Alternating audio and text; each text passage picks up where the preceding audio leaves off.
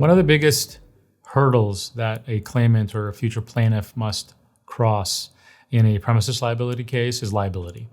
These cases are 9 times out of 10 defensed on the issue of liability at trial. And the biggest issue that I see when I have consultations with a potential client is, John Smith calls me, Mrs. Smith calls me, and she says, I'm walking in the restaurant and I tripped because there was a small crack in the floor, or the tile had lifted a little bit and my sandal got caught in it and I went flying and I got injured. Or, I'm walking on a sidewalk in a residential neighborhood and the tree roots have caused the concrete slabs to shift a little bit and my shoe got caught and I went flying and I got injured because of it.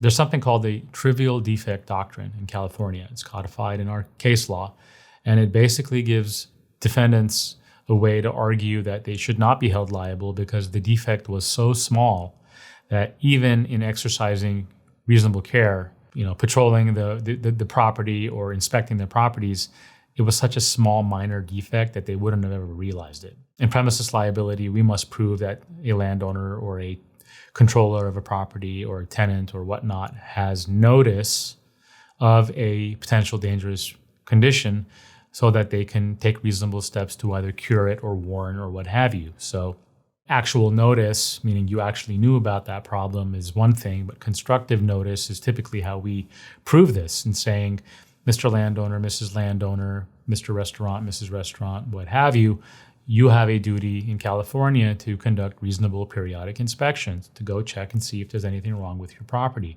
And by failing to do so, you didn't find X, Y, and Z problem. That's how we prove these cases. The case law says if you have for example, a 1/4 of an inch difference between 2 elevations and you trip on that, there's a defense for it being a trivial defect. And people don't like to hear that, but the law is what it is. So even though you fall, it doesn't necessarily give rise to a viable case. In any premises liability case, to be successful, we need experts involved at the outset. Somebody calls and says, I got injured, I slipped, I tripped at such and such location. The first person I'm sending there is an engineer to go take measurements, document, do coefficient of friction tests, and determine how slippery was that floor. Does it meet industry standard?